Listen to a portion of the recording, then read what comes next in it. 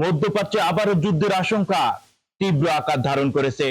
যুক্তরাষ্ট্রকে সরাসরি 72 ঘন্টার আল্টিমেটাম দিয়ে ইরান বলেছেন, মার্কিন হামলা অব্যাহত থাকলে আর শুধু পাল্টা জবাব নয়, শুরু হবে সম্পূর্ণ ধ্বংসের যুদ্ধ।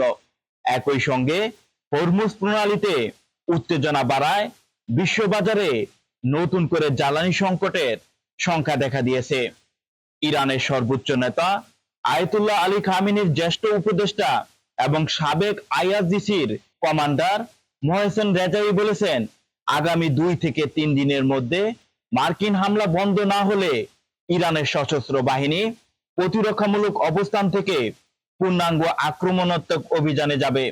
তার দাবি, সেই পর্যায়ে শুধু ইরানের সীমান্ত নয়, মধ্যপ্রাচ্য জুড়ে থাকা মার্কিন সামরিক ঘাঁটি ও সেনাদেরও লক্ষ্যবস্তু করা হবে। অর্থাৎ সংঘাতের পরিধি ইরানের ভৌলিক সীমা ছাড়িয়ে পুরো উপসাগরীয় অঞ্চলে ছড়িয়ে পড়তে পারে। বিশ্লেষকদের মতে এটি ইরানের আগের সীমিত প্রতিশোধ নীতির তুলনায় অনেক বেশি কঠোর এবং সরাসরি যুদ্ধের ইঙ্গিত বহন করছে। এদিকে বিশ্বের অন্যতম গুরুত্বপূর্ণ সমুদ্রপথ হরমুজ প্রণালী ঘিরে উত্তেজনা আরো বেড়েছে।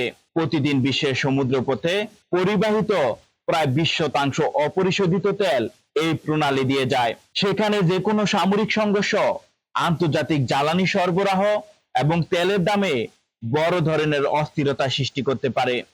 মোহসেন রেজাই আরো দাবি করেন, যুক্তরাষ্ট্রের যুদ্ধ এবং আলোচনার সমান্তরাল কৌশল এখন সম্পূর্ণ ব্যর্থ হয়েছে। গত জুনে স্বাক্ষরিত সমঝোতা স্মারক বড় ধরনের সংঘাত সামরিকভাবে থামালেও হরমুজ ইস্যুর মূল বিরোধের কোনো সমাধান করতে পারেনি। পরিস্থিতি যেভাবে দ্রুত পরিবর্তন হচ্ছে, তাতে আগামী 72 ঘন্টা মধ্যপ্রাচ্যের নিরাপত্তা, বৈশ্বিক জ্বালানি বাজার এবং আন্তর্জাতিক রাজনীতির জন্য অত্যন্ত গুরুত্বপূর্ণ হয়ে উঠেছে। এখন নজর থাকবে, যুক্তরাষ্ট্র ইরান কি নতুন করে আলোচনার পথে ফিরবে, নাকি অঞ্চলটি আরো বড় ধরনের সামরিক সংঘাতের দিকে এগিয়ে যাবে।